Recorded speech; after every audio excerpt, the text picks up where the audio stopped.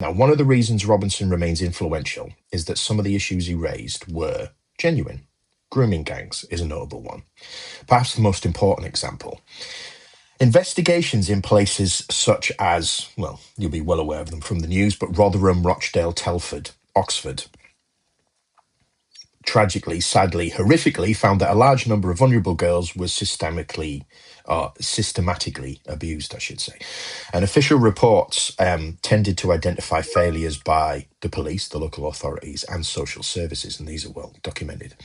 And in several cases, reports found concerns amongst authorities about them being accused of racism if they acted incorrectly.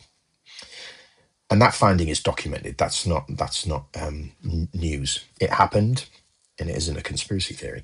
Now, many journalists and politicians were initially slow to address the scale of the problem as we understand it. And this failure damaged public trust, understandably.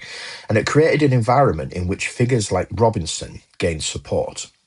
It is important to add, he wasn't the person that drew the attention to this in the first place. He makes himself out as the messiah that was the first person to ever draw attention to this. He was not. And in the supportive Substack article, I go into more detail about the journalist who actually uncovered the grooming scandals. It wasn't Yaxley Lennon at all. However, as I've said, he did draw a lot of right and understandable attention to it, and his claims about the failures and the slow responses were 100% genuine. However, it's also important to note where the evidence becomes weak and doesn't exist at all. And this is where things become more complicated that his supporters are always reluctant to acknowledge. Because identifying a genuine problem doesn't automatically mean every explanation he gives is correct. Now, a notable one is immigration and crime. One of his biggest claims is, by him and his supporters, is that immigration is the sole driver of crime. There is no evidence to support that. And if there is evidence, it's mixed. Certain categories of crime show localized patterns involving particular groups, which you would expect.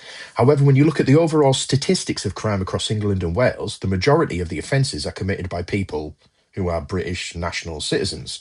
Most violent crime is committed by nationalised Britons. Most domestic abuse, most sexual offences, most assaults, most thefts, most murders, you could go on and on. They're committed by British residents, not immigrants.